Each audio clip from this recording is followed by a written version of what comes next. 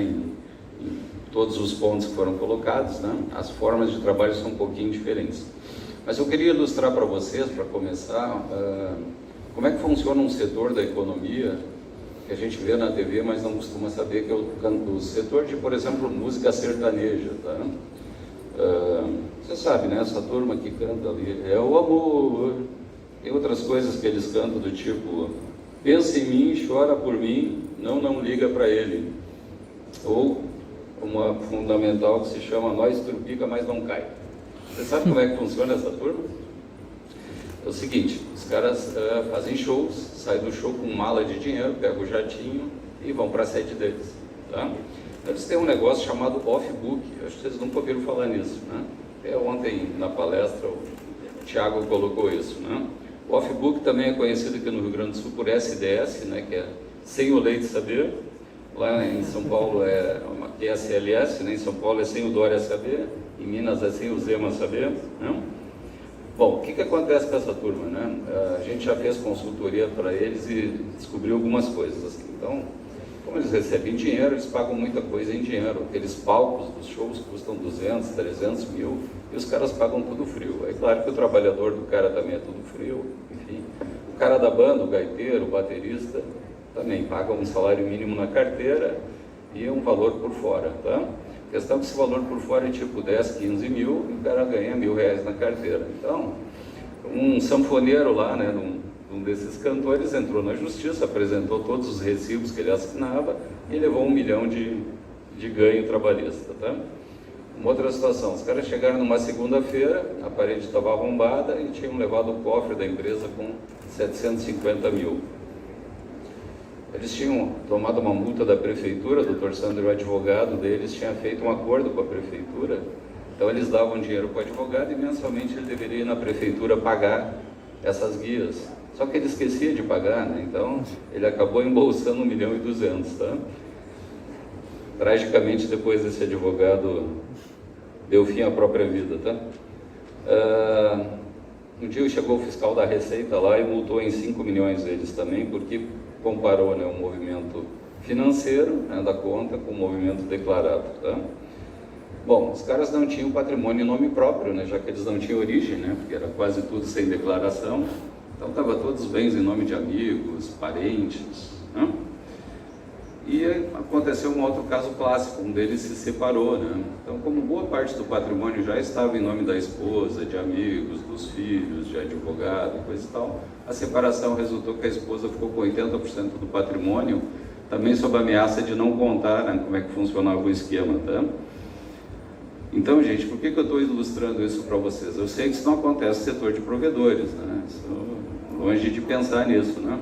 Mas a questão é que se vocês pensarem em fazer isso, o fiscal da Receita pode cantar uma música para vocês, que é aquela, ai se eu te pego, né? E a gente não quer isso, né? Então agora vamos continuar, vamos falar sério agora, sobre o que a gente faz para isso, né? Eu sempre digo, existe um CNPJ e um CPF, não misturem os dois. Verdade. São bem diferentes, né?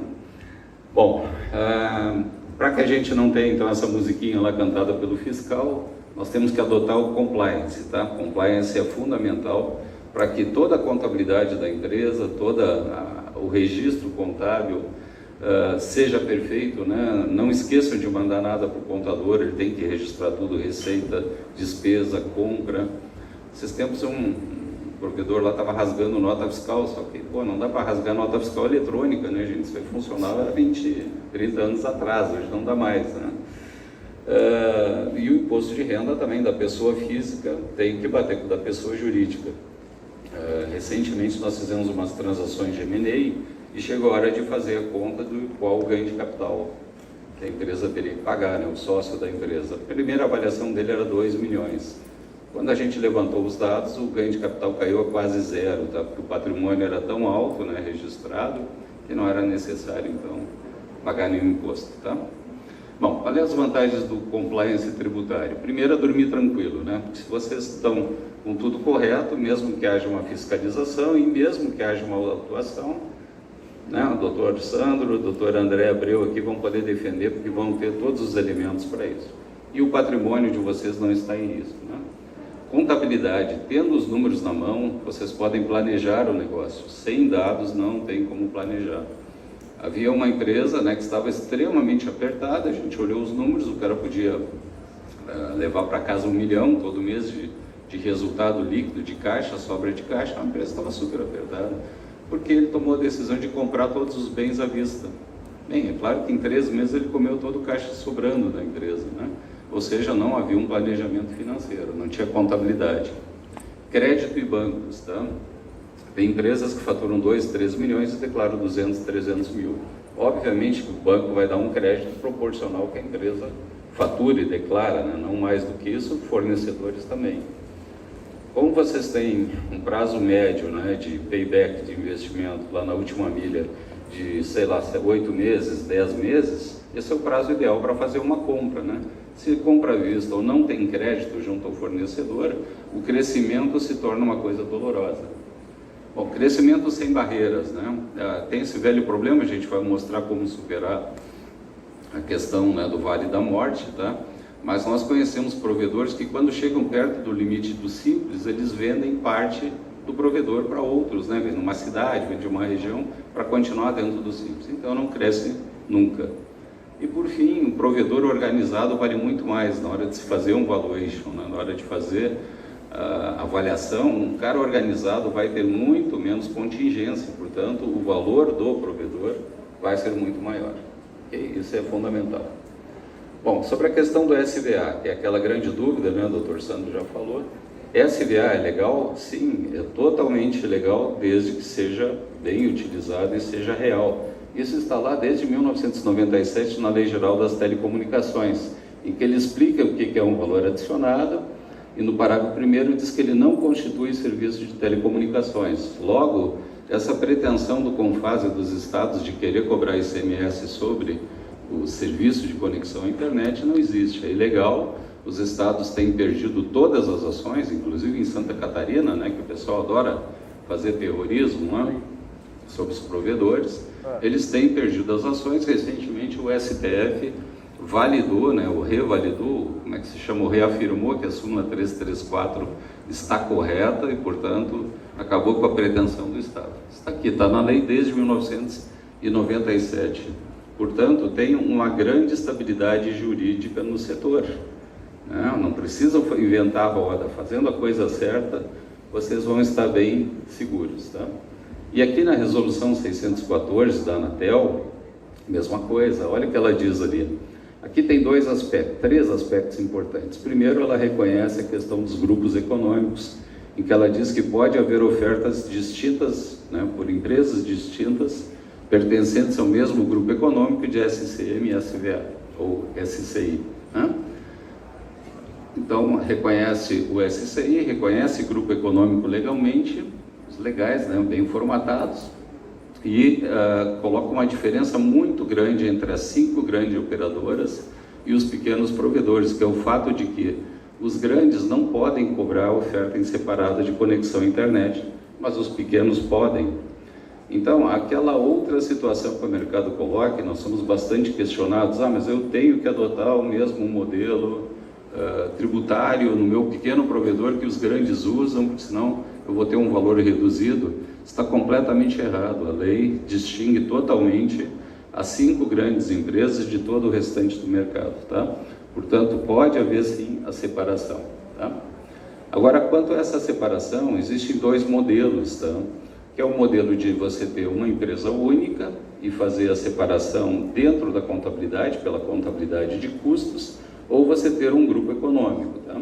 Então vamos analisar as vantagens e desvantagens de cada modelo. Se você tem uma empresa única, é claro que os processos ficam muito mais simples, tem um único CNPJ, todos os funcionários ali dentro, todas as notas emitidas por essa única empresa, todas as compras, patrimônio. Então isso tem um menor custo contábil e mesmo de sistemas. Você faz a separação das despesas e custos por contas contábeis. Então quando chega o fiscal e questiona, mas tu tem, sei lá, 30% de SCM, e eu acho que devia ter 50%, vão ter o trabalho de mostrar lá a contabilidade de custo para o fiscal. Aí quais são as desvantagens? O que acontece? É mais difícil provar que essa alocação está correta. que os funcionários, que parte dos funcionários trabalham para a SVA e não para os serviços de SCM. Então isso complica bastante os advogados na hora de fazer essa defesa. Tem menos possibilidade de enquadramento tributário. Raquel, você colocou que o INSS é um custo alto para as empresas, tá? Porém, é possível que se aloque, né, funcionários dentro de atividades que têm o benefício da desoneração da folha de pagamento. Isso reduz muito o custo de INSS. Então, com isso, se você tem mais de uma empresa, consegue fazer essa alocação da desoneração e reduzir o custo. O risco aqui de desenquadrar essa alocação de ACM e SVA é maior, como a gente já falou, e esse modelo acaba apresentando um maior custo tributário, porque você tem os mesmos efeitos de R e contribuição social atuando ou no real ou no presumido, assim como PIS e COFINS, não dá para separar as coisas, tá? Então acaba tendo uma carga tributária maior. Porém, se você tem um grupo econômico e você faz a separação dos negócios por CNPJs, né, com independência, com autonomia, como o Dr. Sandro colocou, você faz a contabilidade de cada uma das empresas, né? Cada uma tem o seu balancete, o seu DRE. Vantagens, então, do grupo econômico. A separação de todas as contas por CNPJ é mais fácil de comprovar, né, que está tudo correto, desde que a empresa tenha autonomia, tenha os ativos e seja superavitária, não pode ser deficitária. Tem um leque maior de enquadramentos, como o caso da desoneração que nós falamos, separação entre real e presumido, e isso resulta num menor custo tributário. Isso dá uma diferença muito grande, tá, gente? Desvantagens. A implantação é mais complexa, né? Como o Sandro também falou, tem que separar sistemas, tem que ter CNPJ separado, contabilidade separada. Então o contador vai cobrar um pouco mais, a área de sistemas também, mas são estruturas menores, tá? E obviamente que a contabilidade deve ser muito boa. O que é uma contabilidade boa? É aquela que entrega o balancete todos os meses, no início do mês seguinte, dia 10, dia 15. Se não fizer isso e não tiver correto, gente, já sugiro pensar em mudar, tá? Porque a contabilidade não tem uma estrutura legal. Bom, para finalizar, vamos colocar como é que nós, Prosper, trabalhamos isso, tá? Primeiro, nós sempre trabalhamos no modelo de grupo econômico. Em geral, as empresas têm aquela estrutura informal, sócio A na empresa A, sócio B na B. Aqui estamos falando na solução para clientes do Simples, ainda dentro do Simples, tá? Que faturam até 4 milhões e 800. Nós criamos um grupo trazendo os sócios para dentro das empresas e separamos as atividades nas empresas.